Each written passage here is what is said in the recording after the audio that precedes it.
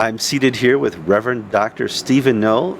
He's probably most noted as the Chancellor Vice Chancellor of Uganda Christian University outside of Kampala.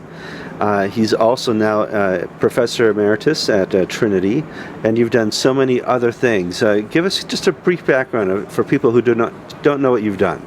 Thank you very much. Mm-hmm. Well, I've been involved in the Anglican Communion for 35 years or so since I was ordained as a priest in the Episcopal Church, as a professor at Trinity School for Ministry, and then for 10 years as the first Vice Chancellor of Uganda Christian University in Mukono, Uganda. 3 years ago I retired and have been doing a parallel ministry, but I've continued to be involved in Anglican affairs, particularly the working of GAFCON. Mm-hmm. I was present at the first GAFCON in Jerusalem in 2008 and served on the statement committee there. And then at this GAFCON, I was the facilitator of one of the mini conferences, they called them, mm-hmm. on the ministry of the Holy Spirit in the life of the church. And finally, I did serve as a consultant on the statement committee that had produced the Nairobi communique. Let's have a general conversation about GAFCON itself. It would be foolish to judge GAFCON solely on the conference, but more on the works. Mm-hmm. And GAFCON I would be a grand slam home run, mm-hmm. because it formed the ACNA and allowed for Canterbury to start paying attention to what's going on. Mm-hmm. Would you agree with that? I would agree that it opened the door, mm-hmm. for the admission of ACNA as a full province within mm-hmm. the Fellowship of Confessing Anglicans. Mm-hmm.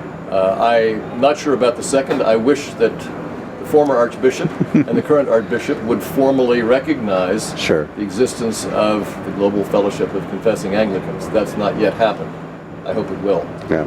We're at GAFCON II. Pulling these things together, from what I can tell, is a miracle.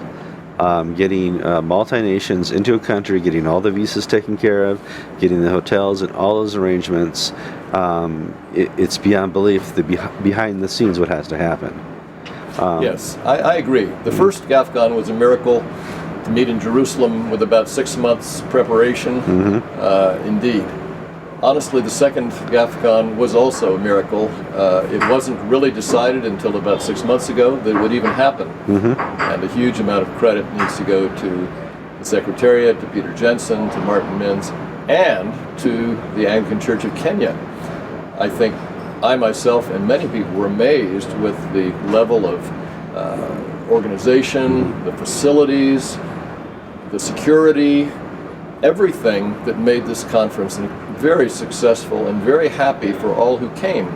And it was all done very quickly, but very, very professionally. When I arrived, I thought the first complaint we would hear from delegates was the traffic. We were pretty much able to avoid a lot of those mm-hmm. big issues that Nairobi would be famous for. And the Kenyans are amongst the most kindest people I've met, and it's such a credit to the continent of Africa to be here. Mm-hmm. GAFCON II is not GAFCON I.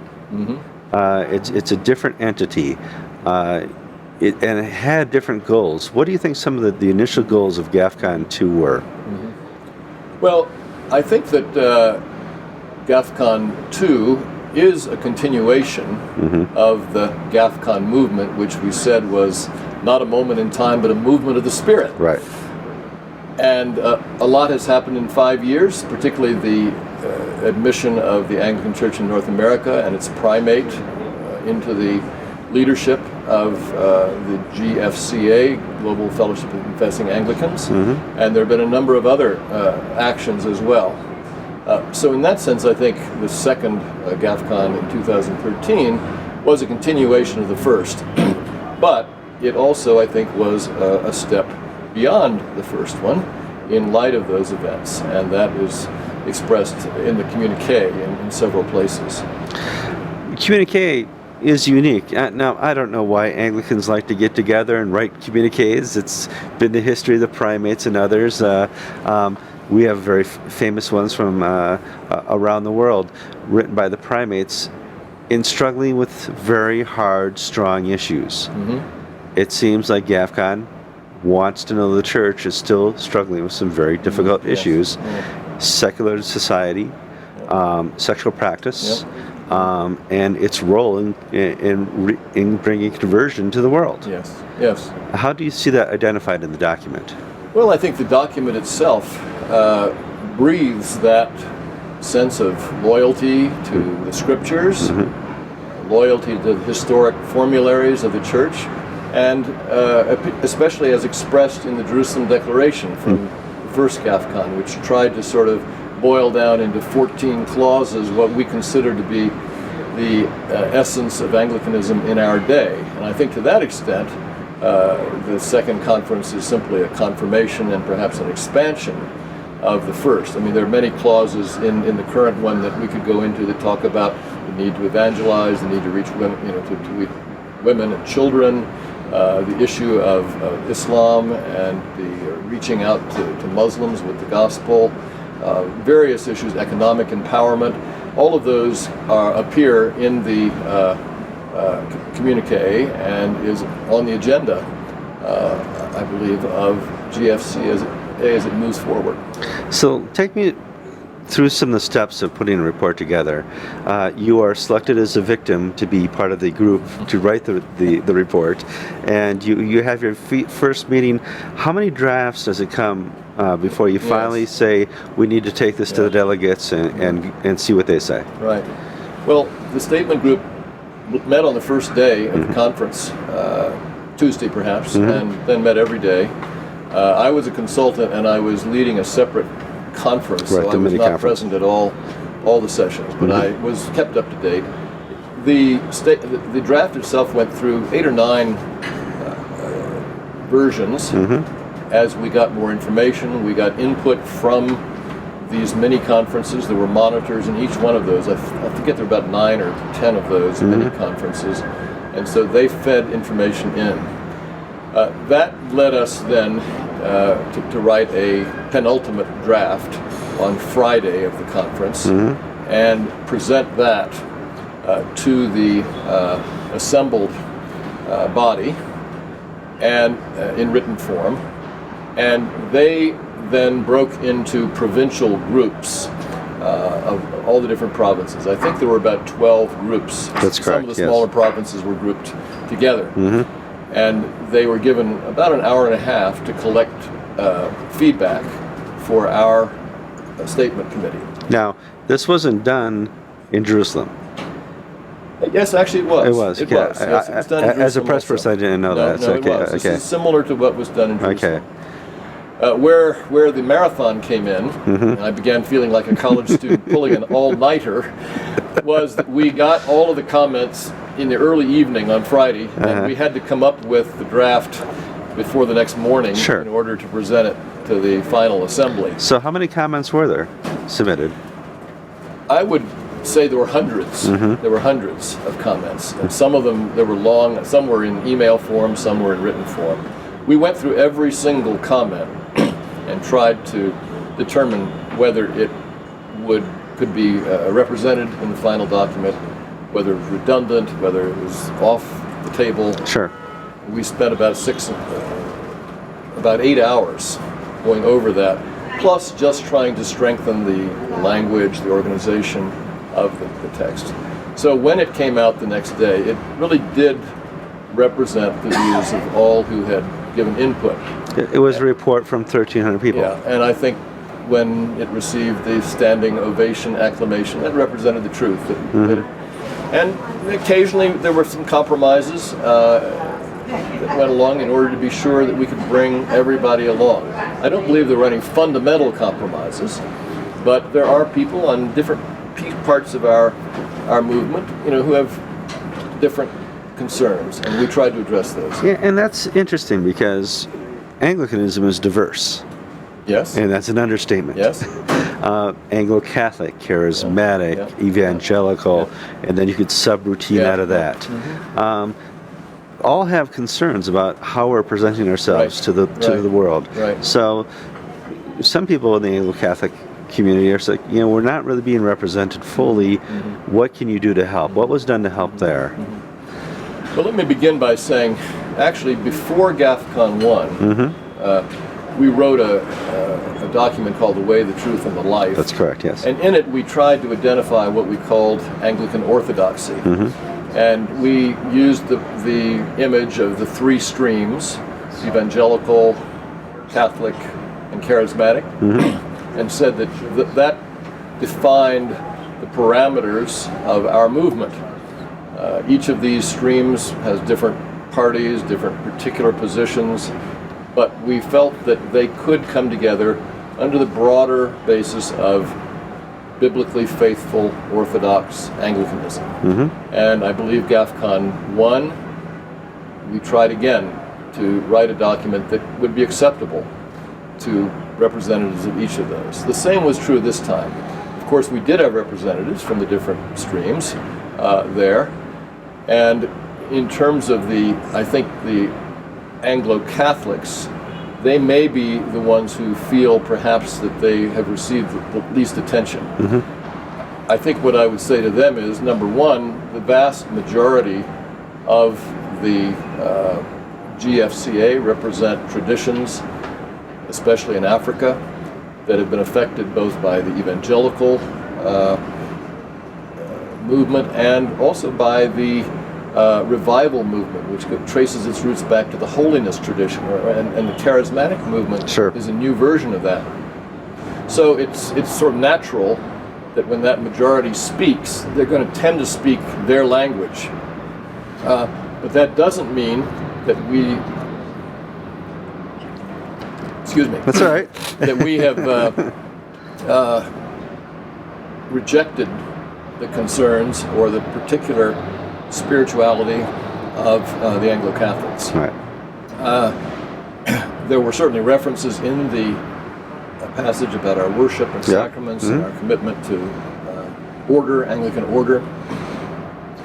So I would simply say the leadership of GAFCON, I believe, is still very committed to working among all of those traditions. And we hope that we can have continued dialogue. There will be issues coming up both in the wider Anglican Communion and in our own movement, where I believe Anglo-Catholics will have an important voice. So I hope that they will feel a part, even though they recognize that in numbers and in the balance of language, they probably are not at the center of things. Right. Well, and you bring up you're bringing up the future. The future, according to this document, is that GAFCON feels that it is now a leading instrument of the Anglican Communion, because according to Archbishop Justin Welby, all others have failed. Yes. And so GAFCON says we're here to help lead. Yep. How is that going to work its way out? Yes.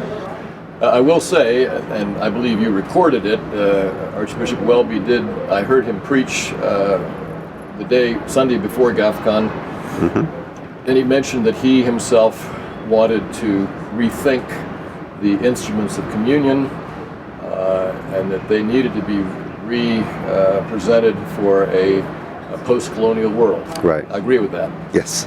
GAFCON is helping him to do that, because I think one of the key phrases from a ecclesiological, political view comes right at the beginning of the communique, and I think I'll read that Please to you do. if I will. Yeah. This is in the introduction.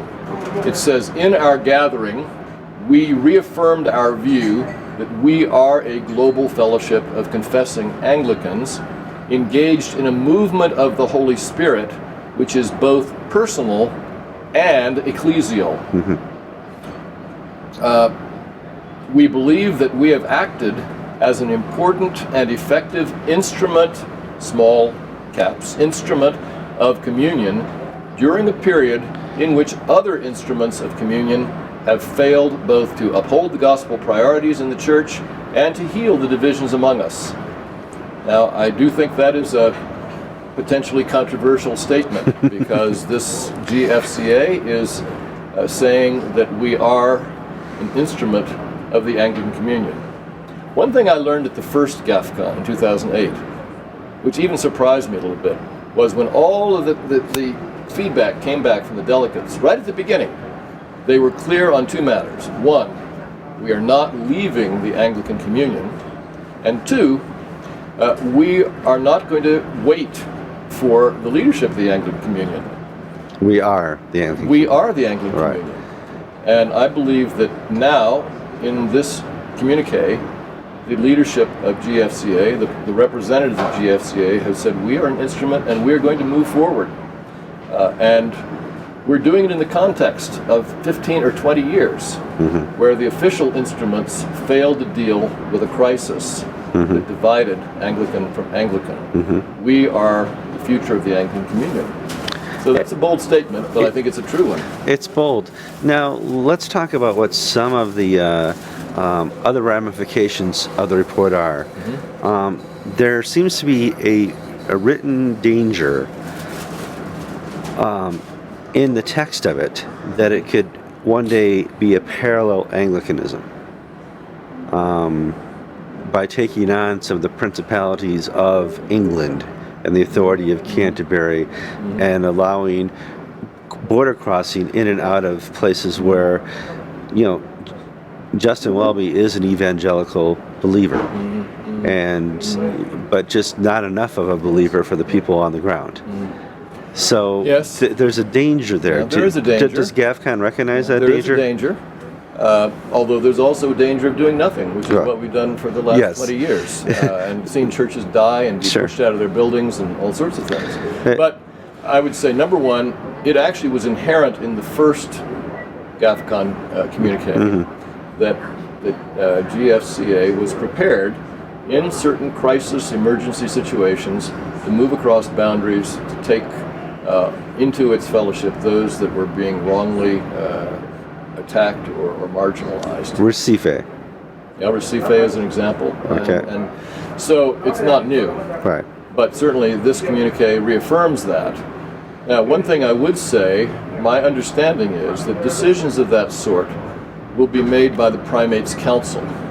That is, the communique is not authorizing an individual bishop or archbishop to take action, in another province. I should say this is my reading of the document, but that the entire GFCA, represented by its primates, could take such action.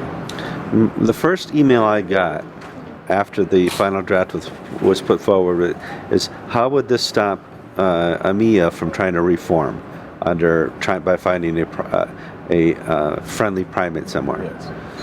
Well, again, I would say AMIA would have to be brought forward to the entire Primates Council, including the primate of ACNA, to be approved as a member of GAFCON. So it would be theoretically possible, but it couldn't be done unilaterally by one province or one archbishop. Okay. Let's talk about how this affects the Mother Church. We have introduced or confirmed the AMIE, which is going to be an organization within England, right? Hopefully to help re-evangelize England. What kind of conflicts does GAFCON foresee in that? I don't speak as much of an expert on the subject because I haven't followed AMIE, so I think I need to be very brief and say, I understand that this communique recognizes AMIE in England and even recognizes their calling of a general secretary that would help to mobilize the movement. I honestly don't know how that will play out, but I think it would be in the wider context of events that are occurring in the Church of England in the next few years. And I think we'll just have to wait and see how those events unfold. We started this interview by saying the success of GAFCON I was the ACNA. What will be the success of GAFCON II 5 years from now? Well, I honestly think the greatest success of GAFCON will occur on the ground, in the parishes, in the dioceses, and if the GAFCON movement can assist in evangelism, in education, theological education, in discipleship, in economic empowerment. That will be how the movement will actually prove its worth. I mean, we've been talking about the larger, you might say, church, ecclesial, political matters, and those are important. But actually, I think it will be how GAFCON can enculturate itself, how it can send its roots down, and how people, say, in Uganda, who have a very strong church life, can recognize that they have fellowship with people in other provinces, whether it's Australia or whether it's Chile or whether it's UK. It will be that success in enculturating the GAFCON movement throughout the church that will really be the sign of its coming of age. Obviously, it was born out of a crisis, and that crisis in some ways continues. But it is truly seeking to be the Anglican Communion.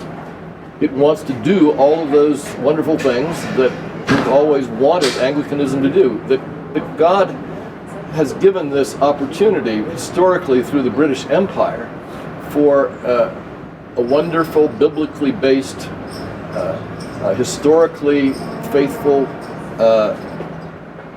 gospel to be spread throughout the world. And certainly much of that was accomplished over a century or more. We believe we're in a new stage now, and GFCA and the GAFCON movement is the instrument whereby that will be carried forward. So GAFCON. Sound like a cheerleader, No, but you I do. am. Well, I'm a cheerleader. GAFCON is the non-imperialistic way of spreading the gospel. I think that's true. Yes. And I do think one of the things that people may not realize is there is a political order to GAFCON. We have, of course, the chairman of the Primates Council, Archbishop Wabukala, Right. who exercises a certain role there. The primates themselves have certainly been the primary leaders of the movement over the last 5 years, but this assembly itself had political dimensions. There was a meeting by the bishops, and they made a resolution that's mentioned in the communique, and there was the role of the overall assembly. The assembly was not a random collection of people who decided they wanted to go. The assembly was actually nominated, the delegates were nominated by their own provinces to represent their provinces, and that included, obviously the bishops were there, but also clergy and lay leaders. So when they approved the communique, they were speaking for their churches. And I believe that will continue. And you may see at the end of the communique, commitment number 9, we commit ourselves to meet again at the next GAFCON. That's not an idle comment. Sure. It's saying we're starting a movement that has a certain pattern. And just as we think the first GAFCON and the second GAFCON meetings have accomplished things, we expect there will be a third GAFCON which will also lead the church forward. So in this continuation of the movement, are you trying to represent a nouveau type Anglican Congress that's an instrument that has multi-dimensions to it? I have written an essay in a book which I can hold up Sure here, you can. Hold on. That's why I alluded to the question. called The Truth Shall Set You Free, Yeah. edited by Charles Raven. It's available on Amazon.com, and I will be posting an essay that I wrote in it called See Change in the Anglican Communion. Right. And I do argue that GAFCON represents a model of governance that I call the conciliar authority of bishops, as opposed to what I think has happened at the Lambeth level, which is the Lambeth bureaucracy, an executive bureaucracy. So I do think what we're seeing birthed here, not in final form, but it's here now, a new way of organizing ourselves and of leadership. It's interesting because conciliar was the way for a long time. We operate amongst each other. At some point, we lost that focus in Anglicanism, and I don't know if it's the European model that destroyed it, the British colonial model, but we lost the ability to work together and to recognize each other's strengths.